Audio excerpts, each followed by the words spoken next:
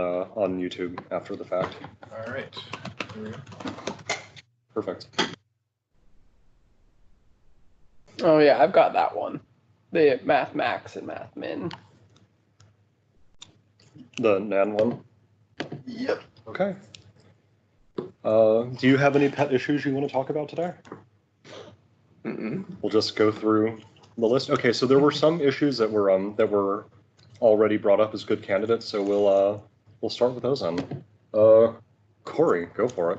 All right. So when you resolve a name through DNS, each address family you resolve needs a separate packet. And in certain instances, you only want a single address family, so you can optimize things by sending fewer packets. This essentially just enables that. Just adding address family parameters to all of these methods. Yeah. And also adding cancellation tokens, turning value task. So these are overloads of existing methods. Yes. Are they? So one thing that looks like it's different here is for these overloads return value task instead of task. I take it that is intentional. Yeah. Okay. And why do we return now value task? The idea is that the OS will cache DNS, and it should be synchronous in that case. I see. So you can get away with the majority of the time having no allocation of the value task itself. Yep. And by synchronous, what's the underlying Win32 API? It's not. It cannot be synchronous. Info, it's get header info ex, something like that. Yeah. But is it synchronous API? It's a sync/async API, like all the other async APIs. I think the real question is, does the API, even if the OS caches it, does it complete synchronously even when you call it with an overlapped? That I actually don't know.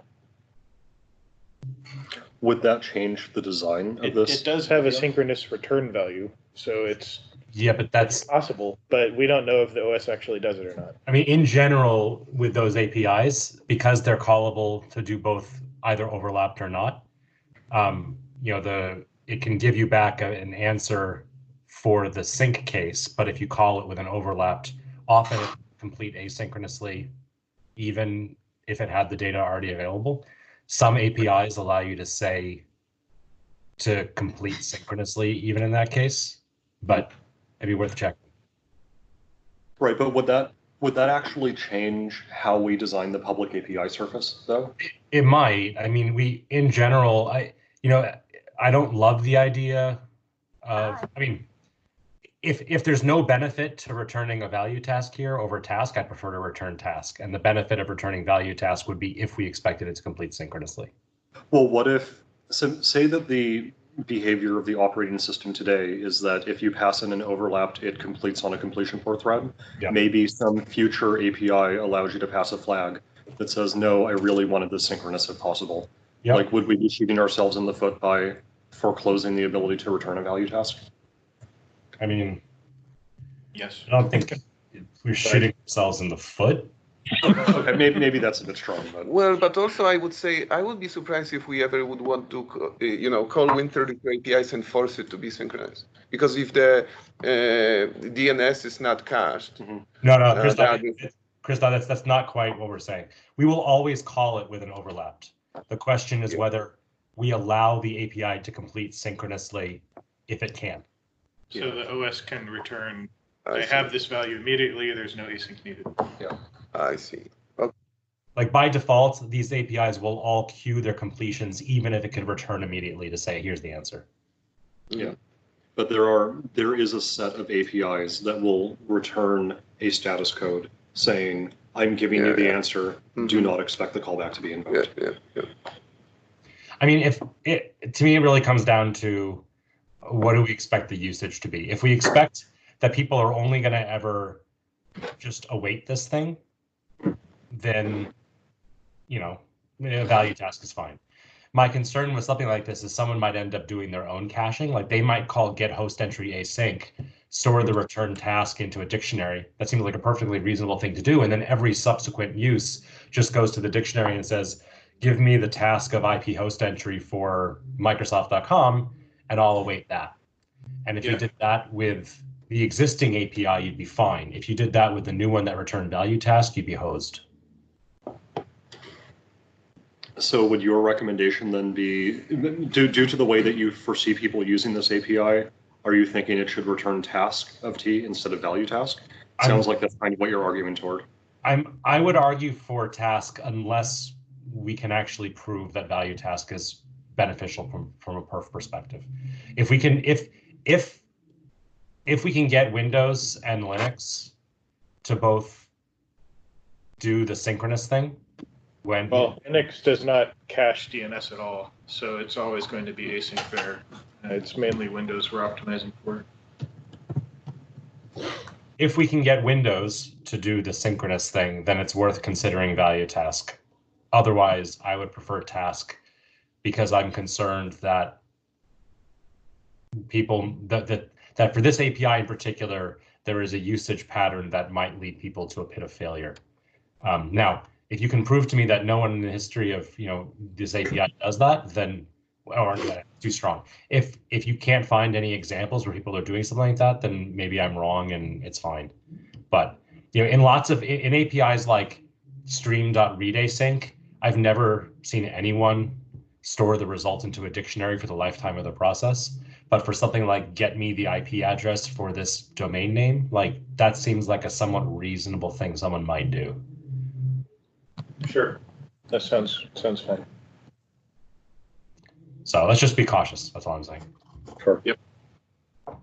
So this is, I think I've captured what you were saying, Steve, in the feedback here. I mean, aside from that feedback, the APIs all look pretty straightforward, honestly, just overloads of existing contents. Did anyone have any other feedback on the actual APIs being added? Like I said, to me, it looks pretty straightforward. Yes. Yeah, I think the value task versus task is the issue, and I was especially interested because of the interop. Like, we discussed the guidelines a month ago about when to use value task, when to use task, right. And we didn't actually hit the case of what happens if there's an interop with completion port API. Like, what are the rules in such cases? Sure. So, okay, so aside from all of the value tasks being turned into task of T, unless we can get some kind of OS guarantee, it sounds like this is approved. Okay.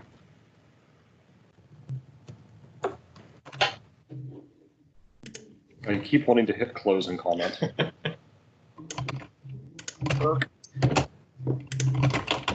That's not what I wanted. Okay.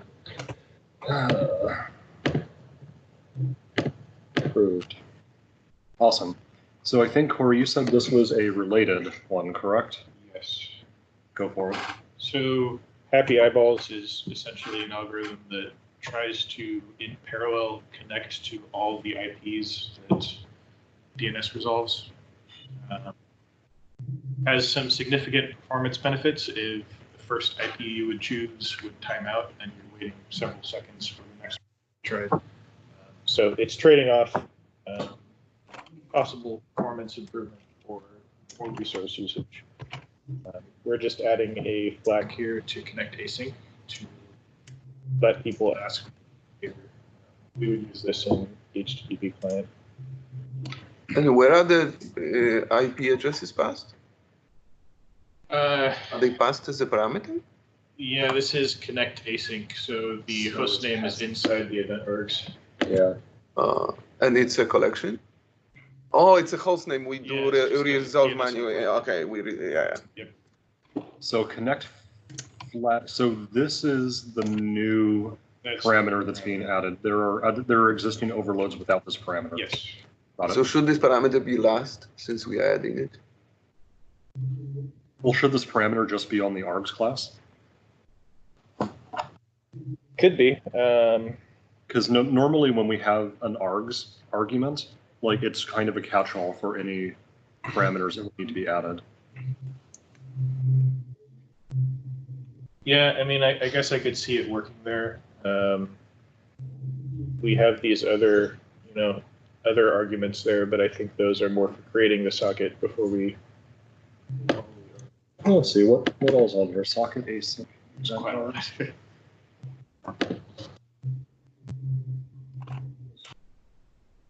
So we have this list on the left. So where's the actual endpoint host name and remote endpoint? Yes, DNS endpoint. Okay. So that's what tells you how to actually connect. I don't think there's anything on here that actually tells you how to make the connection, though. This is all just describing the endpoint and the data to send to it.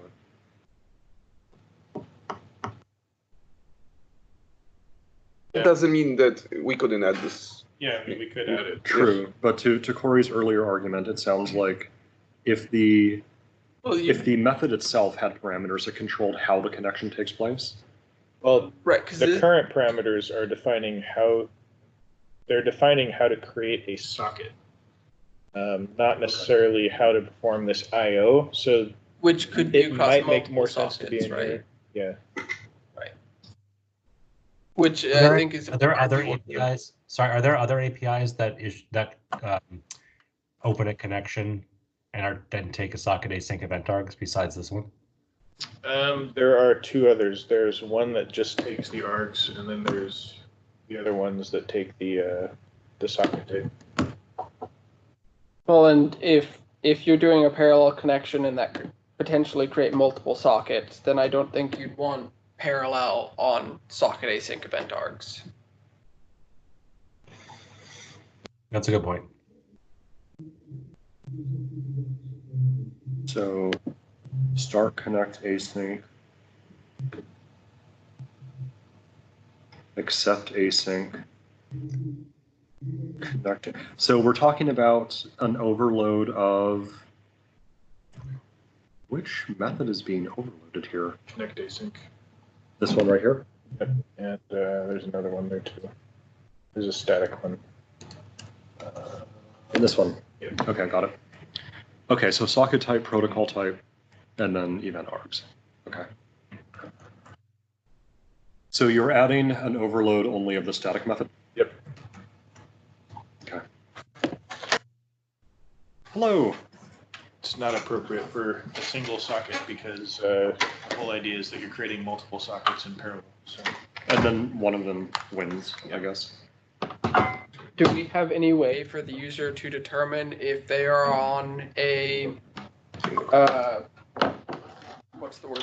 A rate limited connection, and therefore they might not want to do parallel connections? I know Windows exposes those APIs now, and I think Linux has some, but I don't know if we expose anything. We don't have that anywhere, to my knowledge. Because that might be a big thing, is like if you're on a tethered connection on a laptop, you don't want to do parallel connections, but if you're on a unlimited bandwidth desktop connection, you would. There are also some environments where you might not want to do that too. For instance, Azure websites will throttle if it sees you making a bunch of concurrent outgoing connections. Speaking about the enum, why is it flags if those two options seem to be alternatives? You either use parallel or existing behavior. We wanted to leave this open for adding additional behavior. An example might be caching DNS or something like that.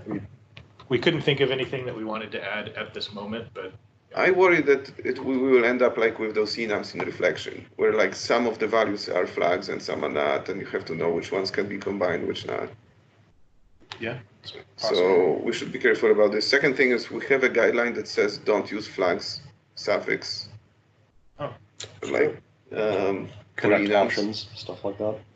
Yeah, we basically our naming convention is to use plural noun phrases for flags, enums, and singular for regular enums. So what I believe it's not a breaking change to take a small enum like this, maybe one that contains only one value, and make it flagged in the future. The two-string behavior changes, doesn't it? It wouldn't, because if you're going from one value to several, like toString never would have returned anything without a comma anyway. True. As long as only a 0 and a 1 value are defined. Which is a puzzle. Unless the user goes and defines and supports multiple values. But they can't define it for the two-string. Well, You mean does you can themselves? yeah you can with any enum do explicit bitwise ORing, and we generally in our flags APIs don't say like if it's not a defined value throw. We generally are forward compatible and say we just ignore the extra ones. You should be throwing. We almost never do for flags. Oh, you almost always should. Yeah, we generally, if someone passes us a flag we don't understand, most of our public APIs do throw. Because it's always because when you get a like forward backward walk, like you're now expressing a behavior that the API can't honor, and we don't know what that means. So you should always throw for an unknown value. Regarding the actual value itself, you call this value parallel. Yeah. It's using an RFC 8305 like algorithm, or it's actually RFC 8305? We're not sure exactly which one we want to use right now. There's Happy Eyeballs. We've talked with the Windows TCP team, and they have their own algorithm that they call Happier Eyeballs. So we still have to talk with them and see if that's what we want to do here. Got it. Plus, I think our APIs often try to express intent rather than a specific standard. Not always, because if there's, especially when we're talking about protocols, like generally speaking, when we're calling an API that implements a protocol, we want them to follow a very particular protocol or a different maybe V2 of that protocol. Right. Just something to consider, I guess. Like if this is in the end going to be 8305, and if some future RFC, if we can envision some future RFC saying, hey, here's a different way to do it, then it might make sense to actually have the RFC number baked into that property name, or baked into the field name, Yeah, I guess it depends on if a user could reasonably depend on the behavior of Happy Eyeballs or not. I'm not sure if there's an instance where they could. Is it a best effort? Like, does the API fail if you ask, please do this, but it can't? No, I mean, I can't think of any reason it would fail like this. So if for whatever reason we couldn't implement, if for whatever reason we can't actually do the multicast connect, then we'll just fall back to a regular single cast connect, unicast. Yeah. Okay. But still, I would move this parameter to be last, since it's a new addition. And then I would not ship it as a flags enum. I would rename it to something like, connection strategy or algorithm. And then it's just a list of options. If we need to add another one that you can mix in, I think it would need to be a separate parameter. Otherwise,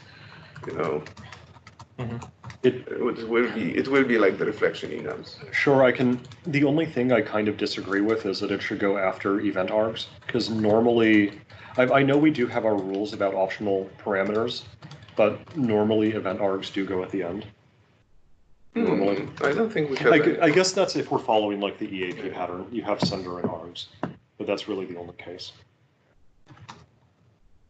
Yeah, I mean, the shares naming with events and event handlers, but like that's where the similarity ends. So it's not an event handler. So to make IntelliSense not freak out, having it at the end might be the best.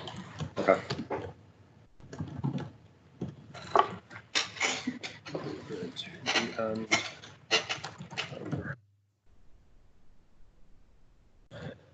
So additionally, we had said connect flags.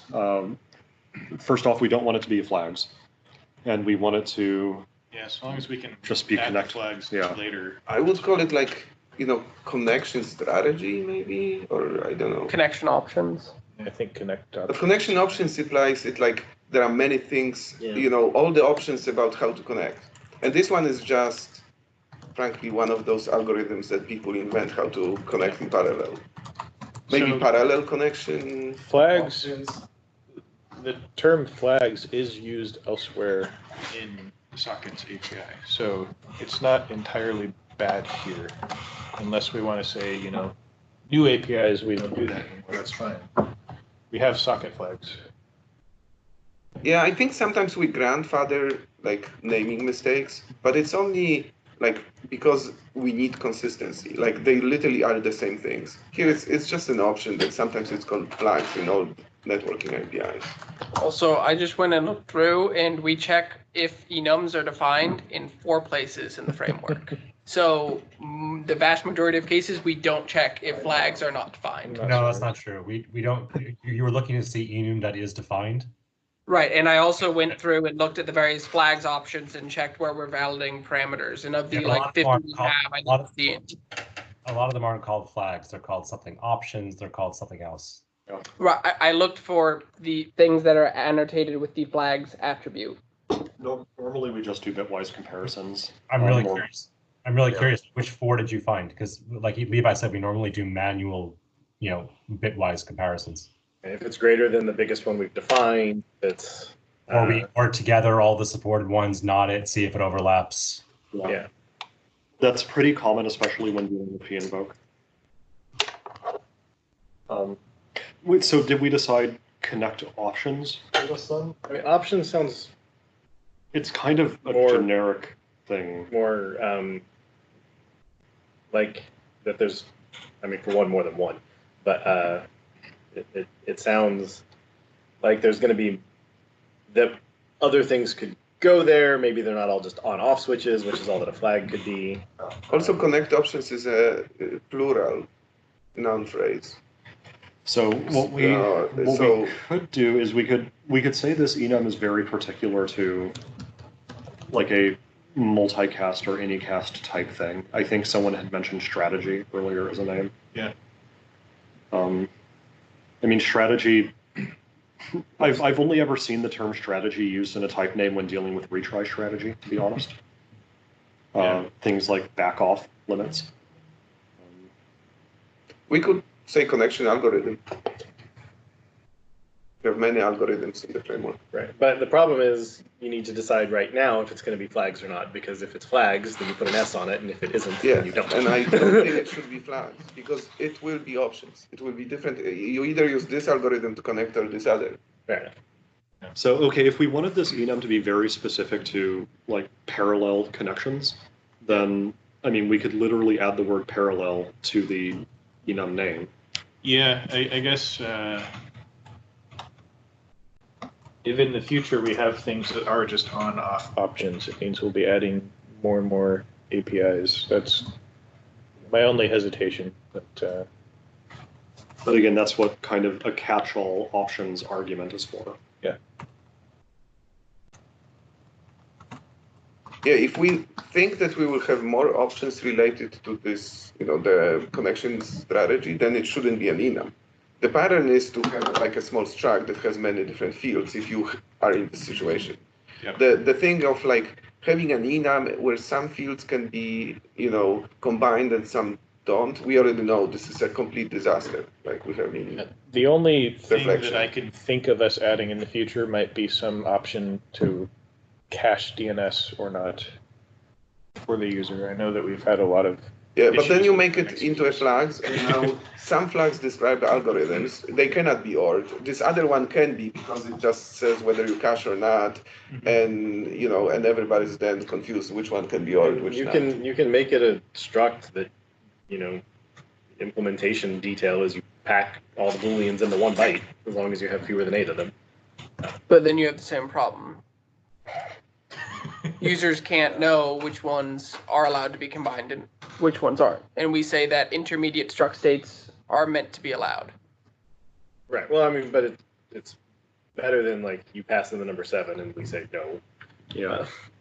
Well, I mean, it's a named thing, so. But we have options classes that have mutually exclusive options all the time. We just say don't let flags have mutually exclusive options.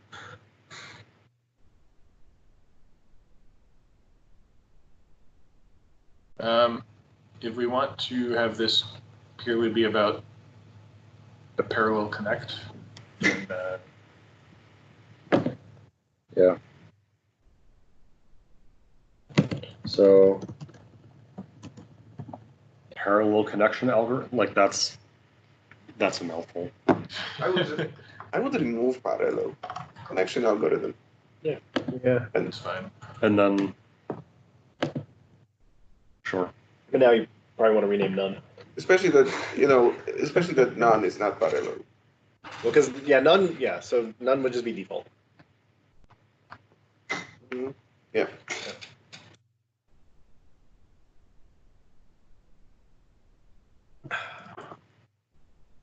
So this is what we have then.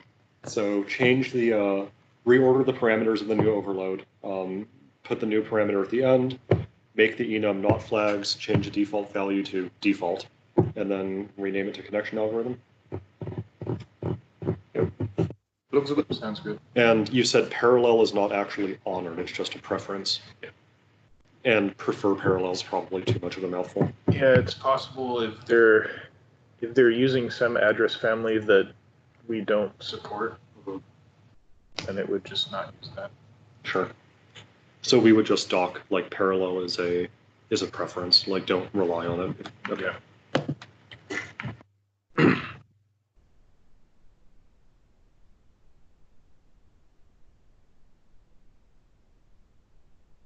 All right. I believe Tanner, this one is yours. Yes. So the IEEE spec defines some min and max functions.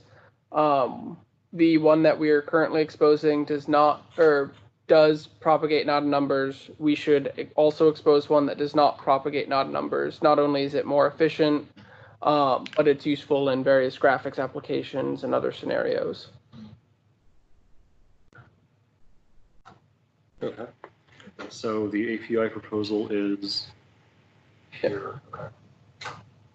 So the existing APIs just don't have the number suffix, correct? Because it's max, and so it propagates not a number, whereas this one returns the maximum number, ignoring not a number. Do max magnitude and min magnitude already exist? Yes. Okay. And this is the number used by GPUs, C++, and other languages, as well as max num or max number. And the only difference is how they handle not a number in Right. So max of something in infinity is infinity. Right.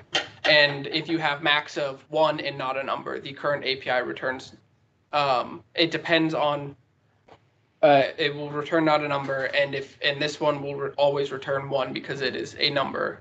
Number of NaN and NaN is NaN or is throw? It's NaN, and it depends, which NaN you get depends on the algorithm. Typically, it's the first NaN. And at least I was unaware there were multiple NaNs. Yeah. Yes, there are approximately 2 to the power of 23 NaNs for float and 2 to the power of 53 NaNs for double.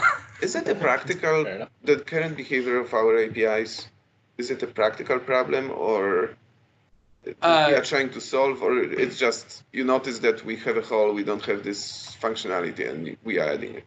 Like, do customers complain that we now... There's a few people in various performance-oriented scenarios that have requested this. We were originally so in the 2008 spec for IEEE, they did not define the not number behavior. And various APIs like the C++ API do not propagate not number. So we were going to fix our API to be consistent with that. That broke WPF, so we had to revert it.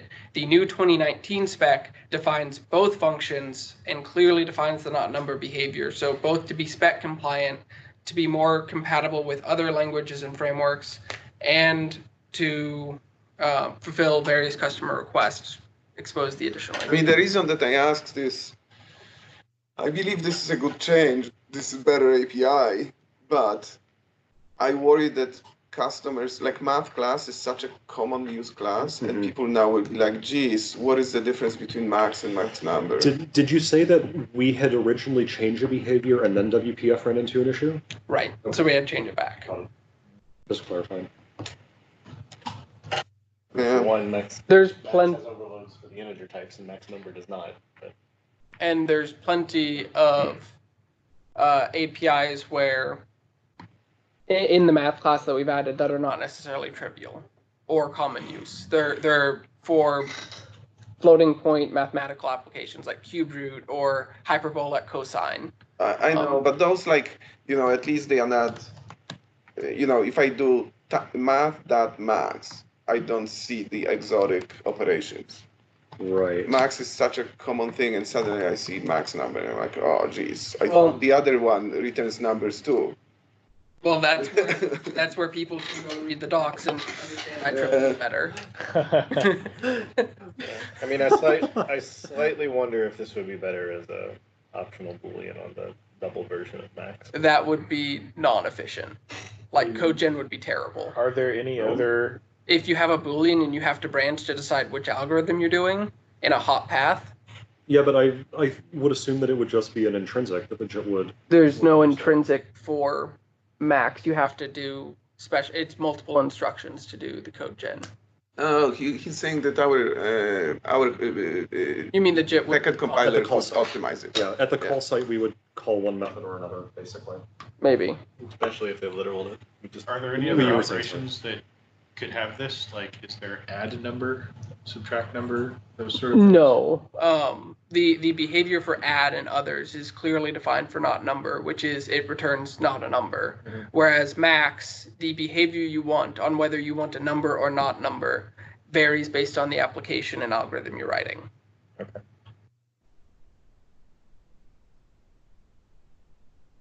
Yeah, I would very much prefer overloads of all of these methods rather than adding new methods just with a number suffix. That way, when you just look at IntelliSense or something, all you see is max and min, and you don't really. For the math APIs in particular, though, we've tended to ignore existing .NET naming conventions and go with the thing that makes it most discoverable to other languages. For example, we do SQRT and CBRT rather than cube root and square root. So what would it look like to call this in C or C++? Maxnum. Squirt's also the name of the button on your calculator. Oh, so what you have written here, min num, max num, and so on, Right. like those are the actual intrinsic APIs in C. It's the exact name given by the spec, the IEEE spec, and then other languages use max num, min num, including like GPUs and their singular instructions that support this. It's clearly defined as number in those cases. And this is implementing IEEE 754/2019 specifically? Right, because 2008 and 1985 specs don't clearly define the not number behavior, but 2019 does. And what do processors do? So one thing is spec. What do processors? ARM has explicit instructions for both, and I believe theirs is min and min number. And then for x86, there is no singular instruction. I see. I'm thinking back to what we did with the hardware intrinsics, where I wonder if it would make sense to have something like math.IEEE blah blah blah dot max number. We expose math.IEEE remainder today. But it's one class, it's one method name. It's just called math.IEEE remainder. I see. Caps. We Also, could as I do said- IEEE max and IEEE min. Well, see, the problem is that Yeah, both are IEEE. This is just a particular variant of the IEEE spec called maxnum. Sure. So that might be confusing because it might imply that the other version is not IEEE compliant. Which is what IEEE remainder implies about the float modulus operator. It is not IEEE compliant. But we wouldn't want to call these methods, for instance, IEEE minimum number, IEEE maximum number. I think that's just making it overly verbose and non-discoverable. Well, I think we don't want discoverability. That's the Exactly. thing. No, I think you do because people need to consider not number behavior here. Most people consider, so So the way you do normal comparisons, if you do x is less than y, not number is going to return false in those cases, and you generally will not get not number back. Right. But like you say, someone needs to consider not a number. But if you aren't somebody who is well versed in IEEE 754 and you think of doubles just as integers with decimals, then max number and max doesn't mean anything to you. You're like, there's two options here, one of them shorter. I'm going to go with the shorter one. Which is the behavior that everyone else has already. Right, but you're not considering NaN at all. I don't know why there are two of these. Max is the thing I want. Yeah, and those people are going to write buggy code, and if they care. Sure. But if we made max for double have an extra Boolean parameter, then now that's in your face. Double, hey, is NaN consider or whatever? It wouldn't be in your face though. It'd be a second overload that no one would see. Do we want people to prefer this method over the existing math min, math max? It depends. Okay. Yeah. It depends on the algorithm and whether or not NaN is important. For WPF, they use NaN to represent no value, and so it's important for them that they maintain the existing NaN propagation behavior. For other algorithms, like where you're doing games and you want to ignore NaN and prefer an actual value, you want to not propagate the NaN. It sounds like propagating NaN is the safer default. Well, it's not what most other languages do, but it's the behavior we have to keep for compatibility. Well, you're saying we have to keep it for compatibility, which would imply that we want people to use this new one. Otherwise, if it's not for compatibility. Right, that would be the preferred behavior, but we can't do that. Yeah, but Levi was asking, is this the preferred API? Oh. It depends, but yes, this is the preferred API that I believe gives most people the behavior they would expect.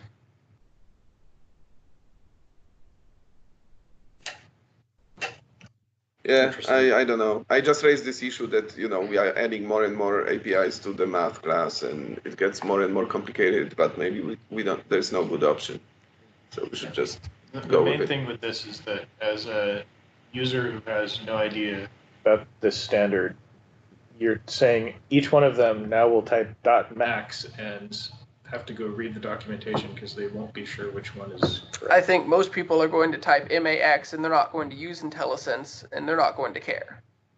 What do you mean when you type MAX IntelliSense?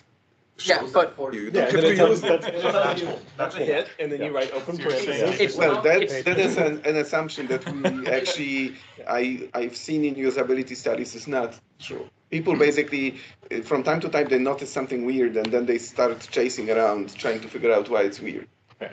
Yeah, what I was saying is I think Max is one of those APIs where it's like toString. Most people aren't going to type .toString and then be like, oh, what are all the overloads here, and explore. They're going to type .toString open paren or maybe .tos tab open paren, and they're not going to care because they know what they're doing. Yeah. Or think they know what they're doing. I agree with that.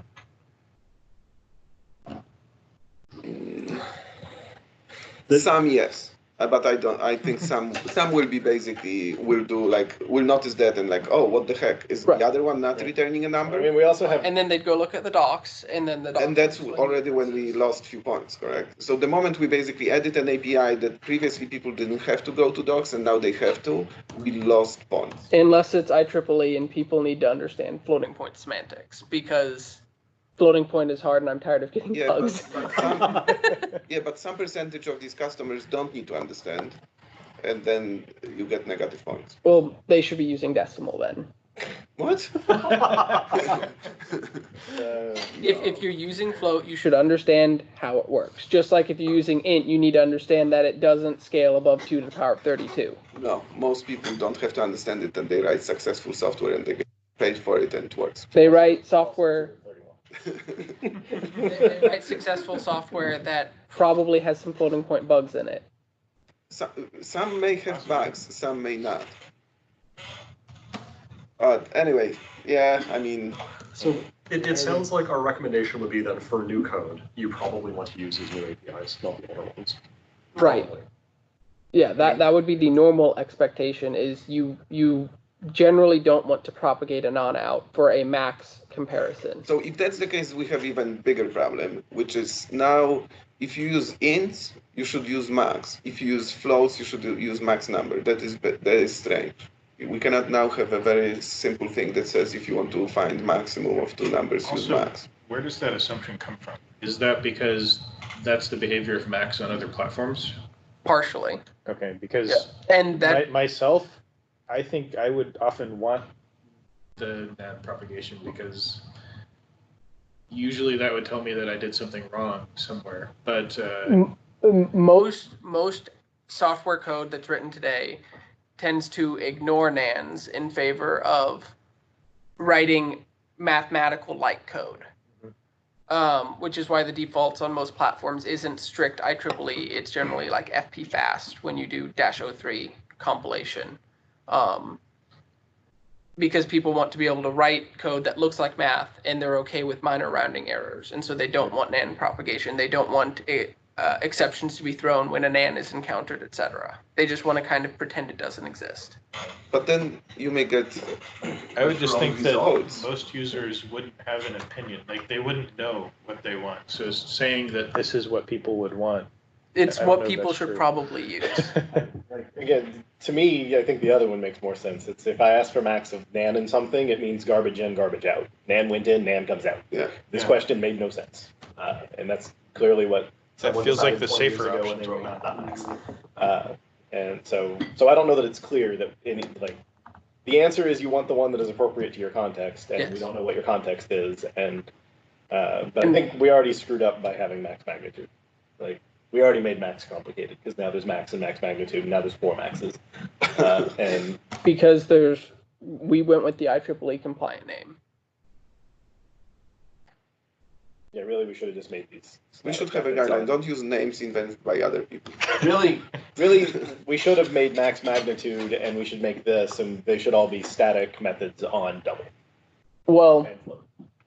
we should have all of the math stuff not exist on math, and they should be instance methods. That way overload resolution isn't a problem either, and we don't need math and mathf, and in the future we don't need mathh, or math float 128, but that's not the world we're in. Well, but I mean the current math, like we're max, and you're like, I want to do max, and I have some stuff, like it makes sense, and I can see how we get there. But the part where we're like, this is specific to how double works, feels like it should have then been a static on double. We already screwed that up. I don't have it. So it sounds like we don't really have better ideas for names. I These mean- names at least come from the spec. Yeah. And overloads would probably just confuse people. I think overloads would be better. My concern with overloads is it's a lot of work. So maybe it's not worth it. It's work in the JIT primarily. Yeah, I would exactly. say only add the overloads if we could guarantee that JIT feature would be put in. Yes. I think that overloads would be preferred. I can understand that this is supposed to be low level, and that removing the branch and removing the JIT, getting the branch elision wrong and stuff is. And then you're going to have a lot of code where you see math.max xy true or xy false, because people don't like using names before optional parameters all the time, and that's going to be probably more confusing than someone seeing mathmax and mathmax number and then hitting F12 to go see the docs. Who said it would be a rule? We can have another 30-minute discussion on what to name the enum. Well, because certainly in, let's see, you said 8 and 19, in the 2031 edition, they're going to come up with another variation. So yes, really, it should be in here.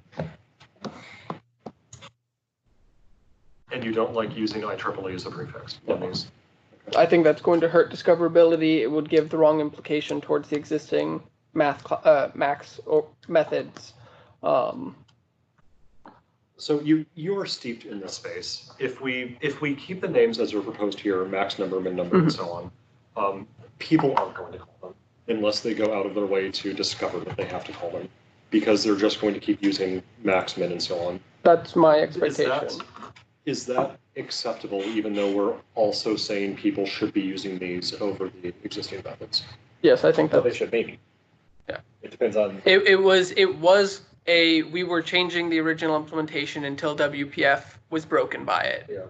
Like, I think the answer is if you're using NaN, you probably want the new one. And if NaN is an accident, you probably want the current one. And so it's all down to intent. Yeah. So I'm just going to ask the question, should we have these be statics on double and float and ignore the fact that we already have max on max? So I think that's probably a bigger discussion, and people like Jan would have opinions as well. Because if we're going to expose them, we likely need to move the others and come to the decision that future APIs are going to be exposed there. I think that if we're talking about like weird inner workings of quirk bits in double and float and stuff, all those, I don't think they should be on math and mathf. We should just say those live on these static types. Yeah, but I agree that we would have to holistically design it, because it would be a complete disaster if now I have to like, geez, I want to do this operation. Is it a static on the type, or I have to go to the math class? Yeah, it'd likely be we basically deprecate math and mathf, move all the types to the to their respective, including the like integer math methods. And moving forward, we do that, which may be a good design, considering we're adding new primitive types. We may add more in the future, and this is going to keep coming up. And maybe we can schedule a slot for that when IMO gets back. Yeah, so I'd rather have a discussion of should we start moving things, should we stop adding things to math, and then delay this until after we have the discussion. When we have that discussion, we would still need to figure out how to maintain the legacy behavior. I guess we'd keep the math class as is. And and just forward to the new implementation. So from that, there would be a potential issue that, so double.max would have a different behavior than math.max, for instance, but we already do have similar APIs in the framework. Or we would say double.max does what math.max does, and double has max and max number, and you're looking at double. You now can understand why there's a difference. So would you be okay with us punting this and then having that discussion? If nothing comes out of that discussion, then we would probably just approve this as is. Yeah. I think we would say that this API is approved, and we should, before 5.0 ships, have that discussion, because there's other math APIs that are going to be proposed here in the coming weeks. I want to have the all-up discussion before we do any one-offs. So I want to say delayed on this one and not yes. Like, don't approve a handful of things and then defer the discussion another release. Like, no new math things get approved until we have the discussion. So if we want to do it quickly, do you have time to prepare the holistic proposal? Like, what would it mean if we added operations that we need to have to the primitive types? I mean, it's mostly I think it's mostly a discussion of, do we think this is a good idea because of these concerns? And I could prepare that presentation, yes. But why do you think it would not be like? Could we get a list of the APIs that you would want to add to the primitive types? Yeah, I could finish fleshing out. I could finish going through the new IEEE spec and pull together the full list. But there's also like, of all the float and double APIs that exist today, the same need to be added for half, and the same will eventually be needed. We'll need the functionality. Like, we won't need a math H if we say that we want to start moving things to the. Right. But that's part of the discussion. Is we'd have to. We need to add all of the existing float and double methods for half. We may need eventually to add them for quad.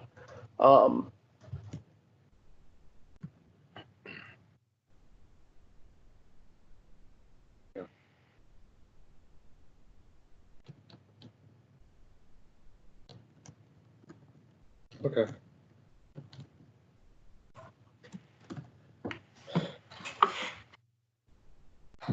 So here is a brief summary then. So we'll have that wider discussion. Like, if nothing comes out of that, then I didn't hear any arguments as to why they shouldn't be added in their existing proposal. Right. I think it was, these APIs are fine to be added. We just need to decide, are we going to, moving forward, be adding things to the primitive types directly, in which case they don't get added to math, they get added to those. Otherwise, we're adding things to there, and we should only add them there. So what I'm going to do is I'm going to punt this back to needs work, and then the outcome of that discussion, if we decide not to do that, we can immediately move this from needs work to approved. Yeah. It's all bad answers. Yeah, it's. I I decide which one's the least bad answer going forward. I kind of wish that that we could just like look at a module level attribute or something like that and just say this is a version of math.actionGet. By the way, one additional option maybe worth considering is we only add the most common operations to the primitives, and then math becomes dumping ground for every single thing that IEEE ever invented or will invent. I mean, that's no different. And we don't worry about usability of this. I would do it the other way. Yeah, I would prefer the other way. That's what I was saying. I don't yet know which way I would do. I was saying we have those two options. I think there's no point on adding them to the primitive types if we're just going to continue putting stuff in math, because people are going to keep looking in math. That is an argument. Yeah. Tanner, did you want to cover the vector ones here? What No. I've done is I've gone to core effects and I've just sorted by oldest. The top one is a big one that Imo has previously said we have to have a dedicated session for. Okay. How about the second one here?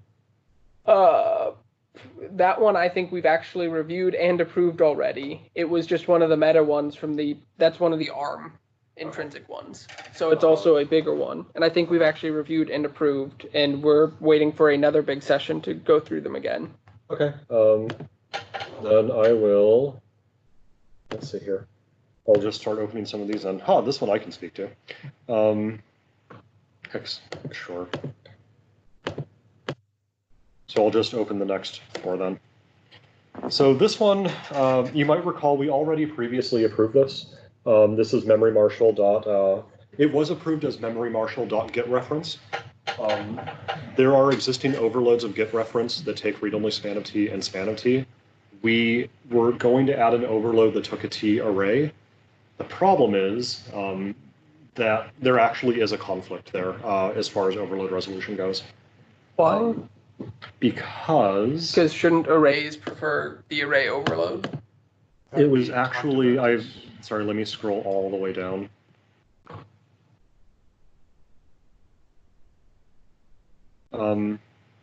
What was it?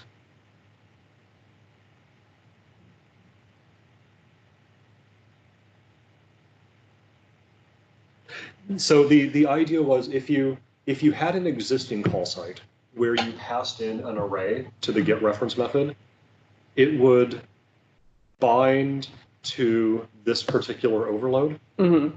And now once you recompile, it will bind to the array specific overload. And they have slightly different behavior. What's the different behavior? The different behavior is the array specific overload can throw a null ref, whereas this overload cannot. Because null implicitly goes to default span instead of throwing? No, it's, so say that you have this method, this M of byte array method, and say that I, the caller, pass in null here. Right. Yeah. Yeah, it's So, because yeah. because there's an implicit conversion from array to span. Yeah. That But that works for null. handles null. That works for null. What Null produces a valid value instead of throwing. Yeah. what value does it produce? Because it's still returning a ref, and the span is empty, so the underlying reference it contains is null. So is it returning a null ref? So the array specific overload will actually throw a null. No, ref. the span But one. the span one will return a null ref. Yes. Why not just have the array one return a null ref? Because we don't want to do the null check inside of it, because it's meant for extremely hot code paths. That was the whole point of this UAP. Yeah. There is some discussion in here as to why we don't want to do that. And there's no way for the JIT to. The JIT can, in certain cases, elide it, but if you have it inside of a loop, the JIT will not be able to elide it inside the loop. You have to access it outside the loop first in order for it to be elided inside the loop. Okay. So that was ultimately the problem. So the suggestion was, okay, instead of calling it getReference, call it getRawArrayRef. This name is intentionally chosen. The ref in the name implies that it's returning a ref and not a t. Like you should read the value as a ref t and not as a t. Just like how get reference, you should not try to dereference unless you know for a fact it's safe to do so. Could we just have a name that describes the semantics a bit better? So the semantics are, get me the reference to where the 0th element would have been inside of the array. I could call it that. Or Throw Well, with like- the array as well. Or throw if the array is null. get first. But first suggests that it will throw on empty, but on empty it returns where the first would have gone if it was 1. Yeah. Well, I would not try to describe complete semantics. No, but that's- no, but it that's describes what the it's difference. right. So Yeah. instead of having an overload that basically can collide, use the existing name that we wanted to use and just add, throwing or something like this. We have some APIs that are suffixed with throwing, which means it can throw on null. You have to read dogs. This is on Marshall, memory Marshall. I'm not concerned with reading dogs and. Yeah. I mean, it's an option. Frankly, I don't care too much because it's an API on memory Marshall for usage of our, Yeah. It's of our team. And this is raw array ref to mirror raw array data, which is yeah. So there's no public API that corresponds to this right now. This was an internal method that we're exposing. The internal method was named getRawSZArray data. But we don't expose SZ array as a concept really in any of our public APIs. So will this be 0 terminated? No.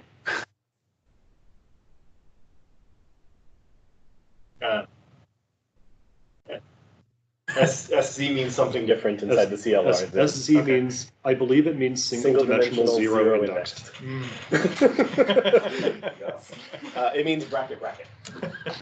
As opposed to any of the other terrible things you can do by extending the array class or using the constructor. In particular, arrays are not zero terminated, but strings are. It's just a subtle difference between the two classes. Yep. Otherwise, the layouts are nearly identical.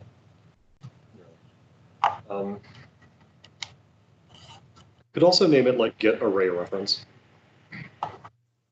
as opposed to just get reference. It's not returning a reference to the array, it's returning a reference to where the data would have been inside of the array. Would we ever want to add an Array overload data for reference. string? Sorry? Would we ever add an overload for string? We already have string.getPinnable reference. And the reason, there's some discussion in here as to that too. String.getPinnable reference is always a safe method to call, even if the string is empty, because it will return a reference to the null terminator. So if you dereference it, you get null. Okay, whatever. This, if you pass in an empty array and dereference it, potentially all hell could break loose. because this is internally going to effectively do unsafe as system.array to raw array data, and then return raw array data. Yes. The only scenario that this should ever be used for is doing address arithmetic, but you should never dereference this thing.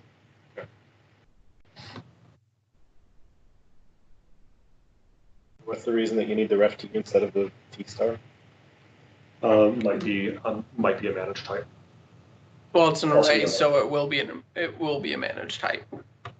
I mean, an int array as opposed to a person array or something. Right, but he asked about T star. Yeah, but you can't have a person star. Yes, you can. Just not in C#. But I think more so it's because it's a managed array, so therefore it's on the heap and therefore it may not be pinned. Well, but it's as opposed to using it. Yeah. Right, which kills the perf. Which kills perf.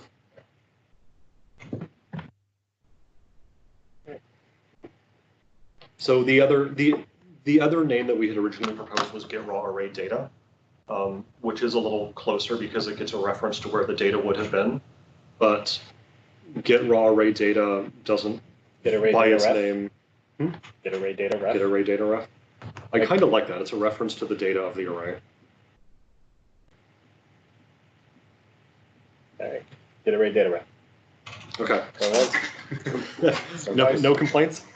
No complaints. sold. Get array data ref. There.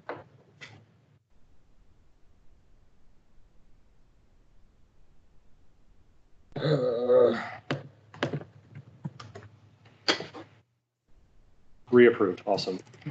Exclude from code coverage attribute. Does anyone have context on this?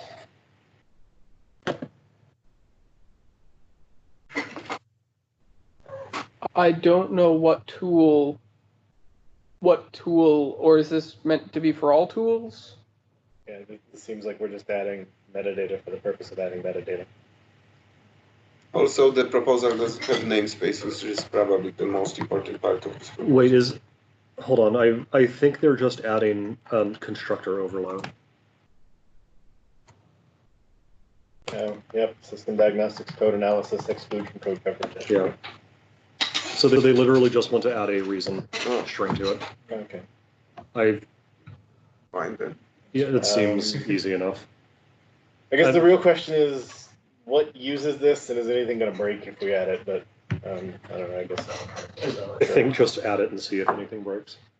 Well, do we want there to be a default reason or like? String.empty. Yeah. Yeah, the only question is nullability. What does suppress message do for the default reason, if anything? Actually, now I looked at the shape of the attribute. It does not follow our guidelines. because it has both a constructor and a settable property. So Yeah. exactly. Property should be get only. Well, actually, suppressed message the has property both. should be get set, and there shouldn't be this constructor. Yeah, that's right. We can't. Because it's optional. We should Reason is optional. only add the property and make no constructor. Yeah. Fair enough. It looks like Name it justification as well. suppressed message treats scope, target, message ID, and justification as nullable. Yeah. So we should probably make this nullable as well, Name and it justification. yeah.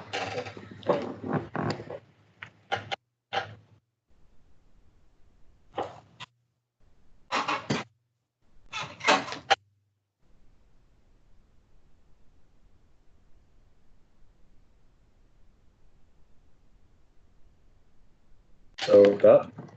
Yeah. Maybe comment to mirror suppress message.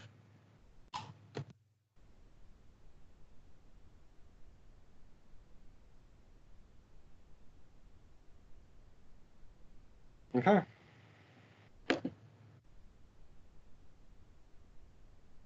Approved.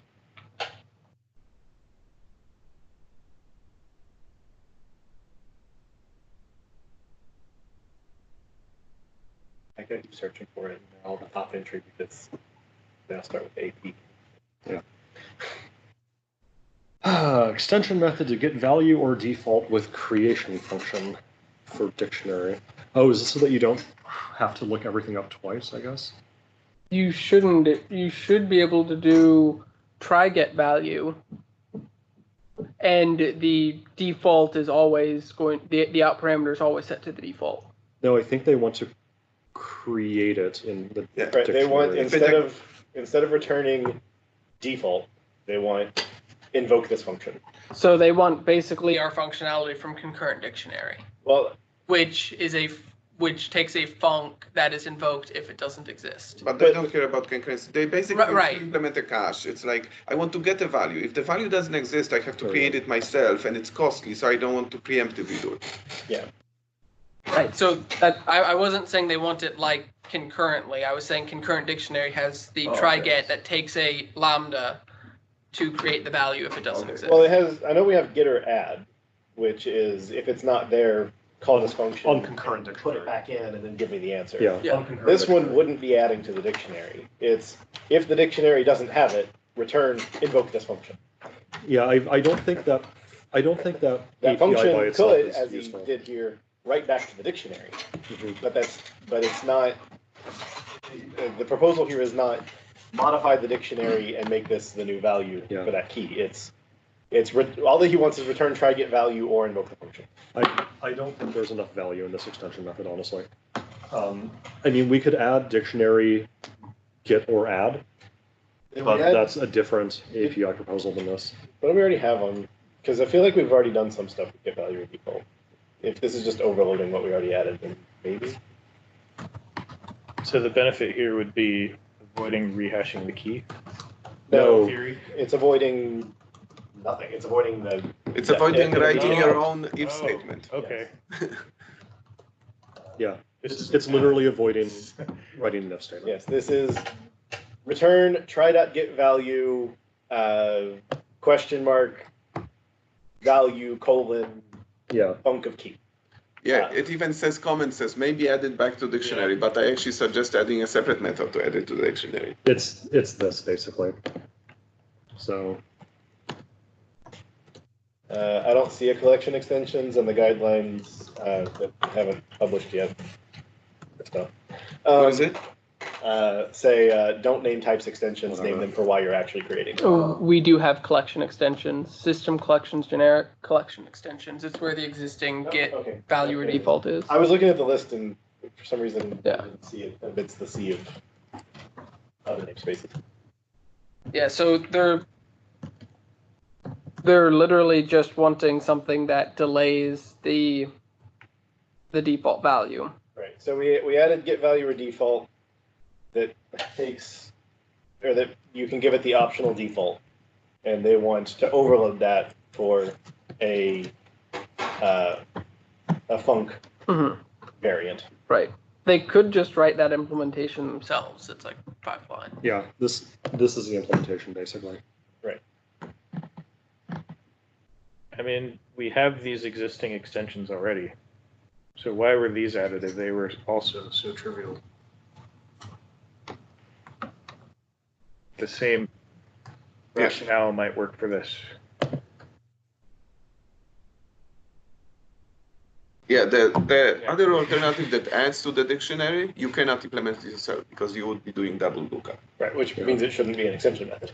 Yeah. Yes. Why can't you do it without doing double lookup? That's what try get value is. No. Because If you want- have to have gotten the answer from try get value, and then now you have to tell the dictionary you want to add it back. So it's going to go Yeah, process for the key again. try get at. If it Yeah. was an extension method. If it's a real method, you can do it better. But these are extensions. So I mean, you can what he wants. Presumably, what he wants is to avoid invoking default func if the value is present. Yes, it is one line. As an overload to the existing get value or default, I think personally fine. Yeah, also I think it would be like basically this overload has nothing to do with dictionary. It's very strange for it to be on dictionary type. Well, but we have right here get value or default that takes an iDictionary or an iRead-only dictionary. No, we only put it on iRead-only dictionary. Yeah, which makes sense. So get value or default. We have one that You're ends saying with they're just similar, yeah.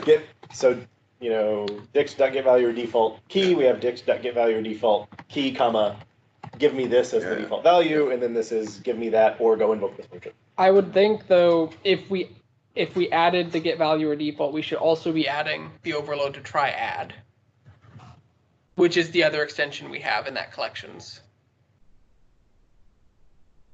I will. You wouldn't have the try add that takes a func rather than taking just the t value. So right now, triad is an extension method. Yeah. In order to get any benefit from it, you would have to put it on the dictionary to avoid rehashing key.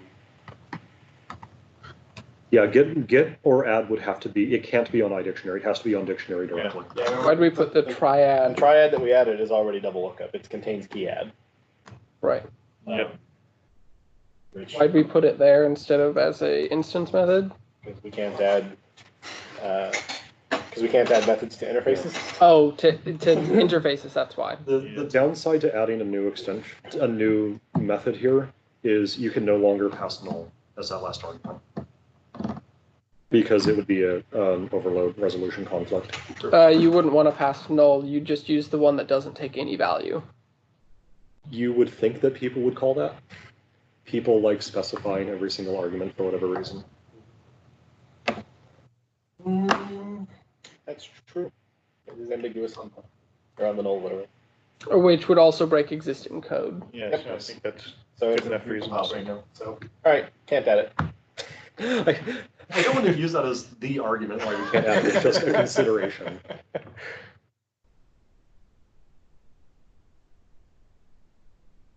So I guess really yeah. I mean, If it breaks existing code, then that's as a fine reason. That's as a new appendix in the next version of the book, I wrote a thing on some breaking changes, and one of the things that I've said that when we've talked about things like this in the past is if you already would have thrown for null, we don't care that you would break overload resolution with the null Yeah. literal because it was non-working code. But if null worked, you can't make the null And literal. null works and here. null works here. So that means that our general stance on this would be that that is an unacceptable overload. By the way, you know that we have breaking changes document describing breaking changes. Yeah. Got to look at. Like stealing content from it. No, I wrote it off in my head. So rejected them? Is the reason that we're rejecting it because it's a breaking change? Yeah, I think so. It's a recompile breaking change if you pass the null literal.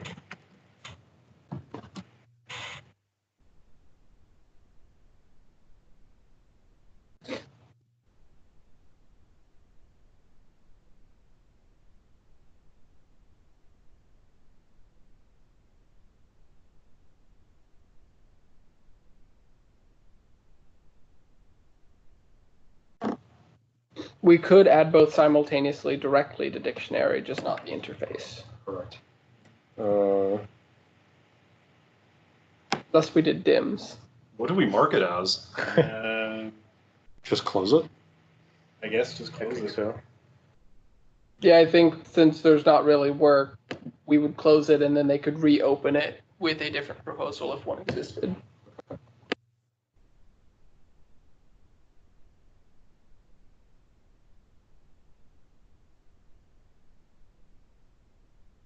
One thing also, to be completely honest, let's say the person comes back and they have a proposal that is not breaking. I still have a concern, like, would we even add it? Like, it's such a, If we- again, core type, and we keep adding overloads and options for, are we going to add options for all if statements and while, Right. all the things that people would write normally in C#. Well, what's funny is I was okay with it as an overload, but as an overload, we have to reject it. As a new function, I would say it's a simple enough if that we wouldn't add. Yeah. So what we don't want to do is imply that the only problem that we have with this API is that it's breaking. The person does a lot of work, creates a new proposal, and then, so we should also maybe provide more information, like other concerns that we have is it even worth it? It's just an if statement. Could he write some justification why? Yeah. Since it's not try-at, then. Yeah. Yeah, I feel like the common need for a get value or default already exists. Of, just wanting to be able to do question, some extra thing. So. Well, and question's not always valid. Yeah. Structs. So this person wants to turn a hash set of T into a read-only collection with an as read-only. Can't the person just instantiate a read-only collection passing in the hash set to the constructor? It copies data. Yeah. Does I it? think what they... Because I feel like, because either collection or read-only collection doesn't copy, it holds a weak reference to the thing, which ends up with weird bugs when you actually let somebody modify. No, the okay, original you're data. right. Read-only collection of T takes an I list of T in its constructor, and it just holds a reference to the original list. That's what it is. Is it? Because I remember having a bug of something that was exposed as a static read-only collection, but then something else was capable of modifying the collection. Modified the read-only collection. But I mean, literally, the solution here is new read-only collection of T, open parens, hash set dot to list, close parens. And you could write an extension method for it. I guess this is just like we have the method on other types. We frequently miss hash set as one of the types that we update. We have as read-only on list of T and array.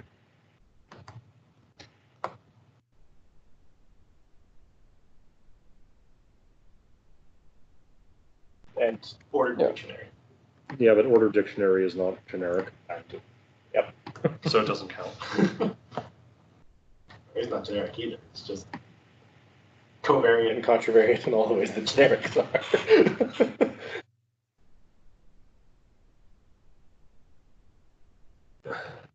Like the thing is, how much of our time in the framework do we actually want to spend writing things that are like literally one-liners as extension methods?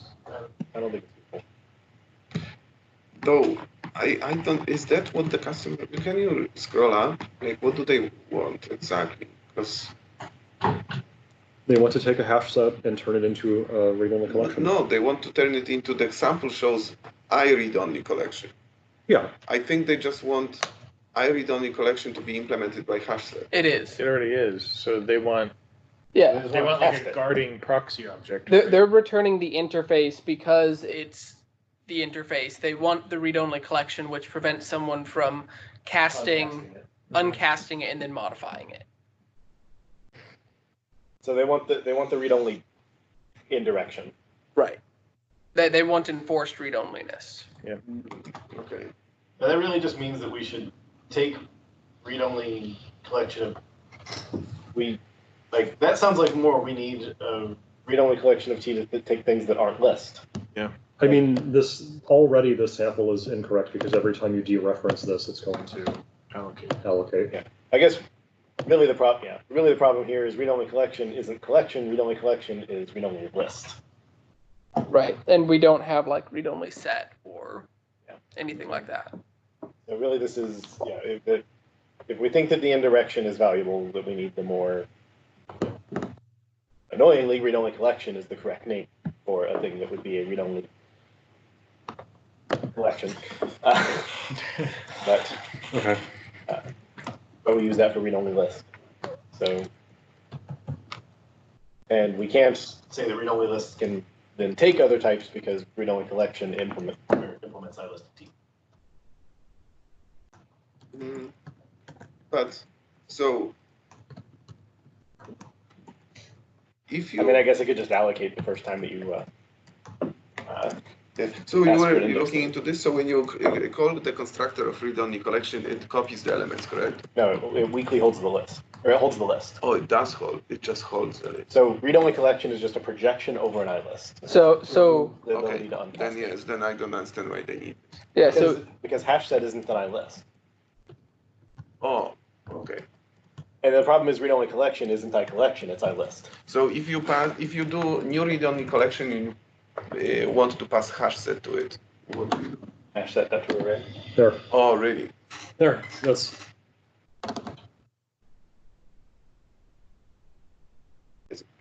Yeah. I guess the other problem is with read-only collection, because it holds the list. If you modify the list, it modifies the read-only collection. Yeah. But that's fine, because our definition of the terms, we have immutable and read-only. Immutable means it won't be changed. Read-only means the reference that I gave you cannot be used to change. The only reason that I know that something of a like collection or somebody having a weak thing versus a strong thing came up is because it was on a static, where we say that statics are thread safe, and there was a static add and a static read-only collection, and it was not thread safe, and you could kill the process. Yep. So that's punted as needs work. Default interface methods is a bigger discussion. Yep. Hem reader. Here. Obsolete the secure string type. That sounds fun. Yep. Hi, Jeremy. You have context on this. Mm-hmm. All right, Is there so an actual? Oh, so here's Yeah. a proposal. He has a proposal with code. I don't remember if we were editing this in place or if the stuff's at the bottom. Oh, this proposal has code comments. I love this. What is PEM? So PIM stands for Privacy Enhanced Mail, which no one uses SMIME anymore, so it doesn't really matter, but that's still what the thing's called. It's the thing where you see a file and it has 5 hyphens and then the word begin and then what kind of data it is and then a 5 hyphens and then a new line, data, etc. Okay. So there are multiple definitions of PIM. one of which is the RFC 7468, which removes all of the complicated parts from PIM and only leaves the parts that people think PIM has. And so PIM supports PIM supports attributes, which no one understands. Which is at the end of the begin line, you can have a new line, and you can have what look like HTTP headers. And part of why when I added crypto key file support, I didn't want to add PIM is because, frankly, it was kind of a bitch to. I don't know if this is still accurate for the proposal. It might be at the bottom. I'm sorry, I'm just cutting this down to the public APIs. Right, I'm saying this may not be the right thing. Oh, okay. It may not be representative of what we're proposing. Is this the proposal here? No. I'm just having trouble finding the actual API proposal in this. This looks like something you wrote. Yes. 3774.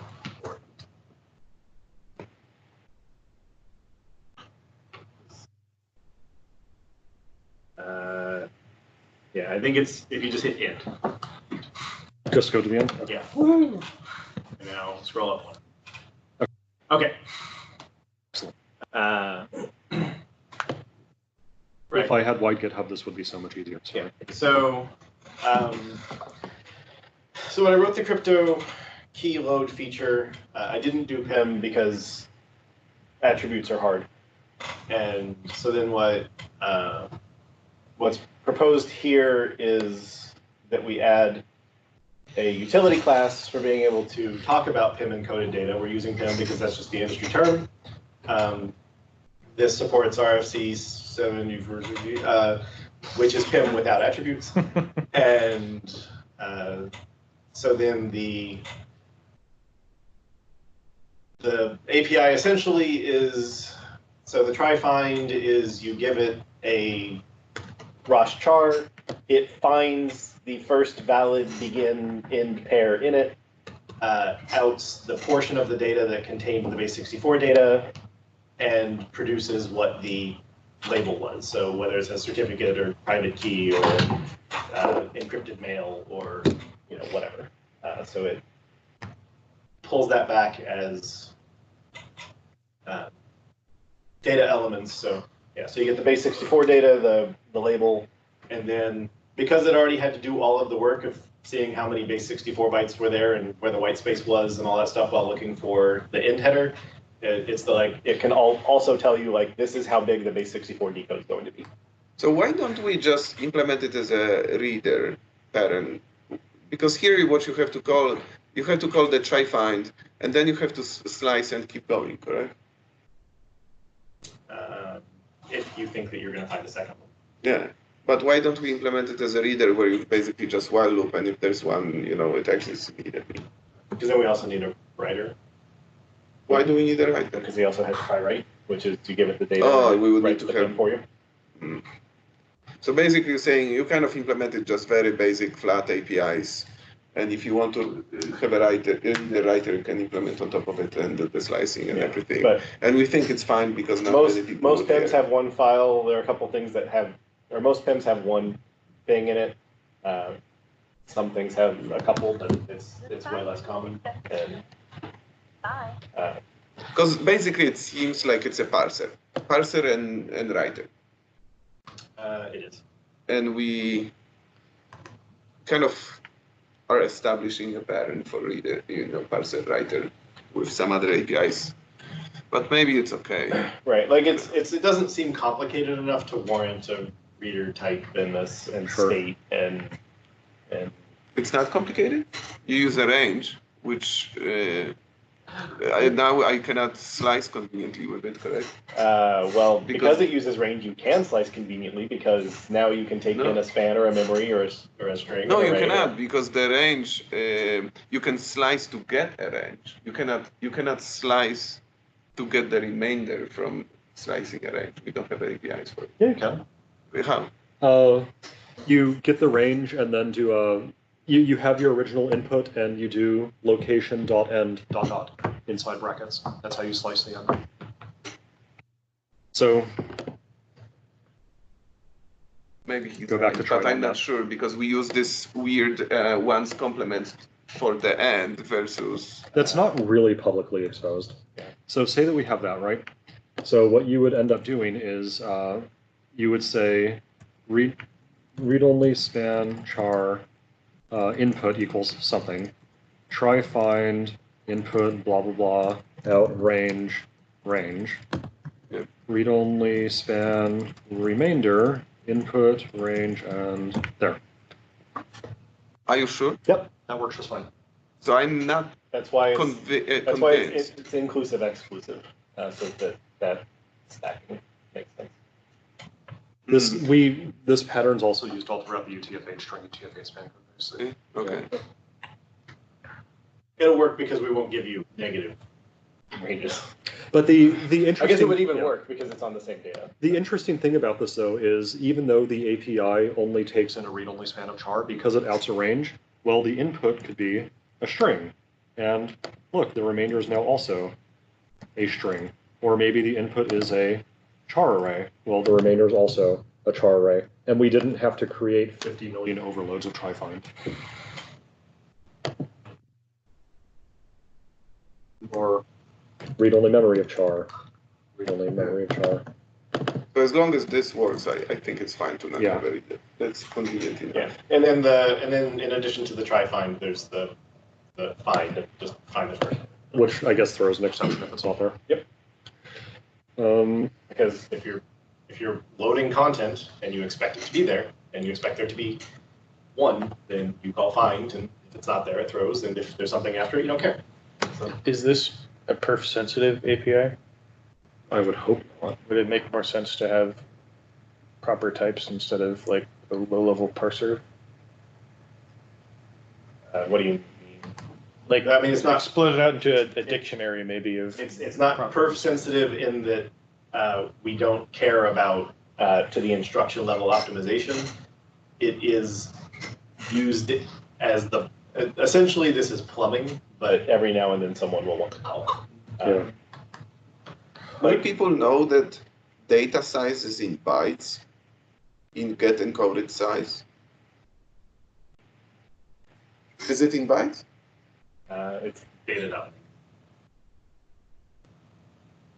Sorry, what is?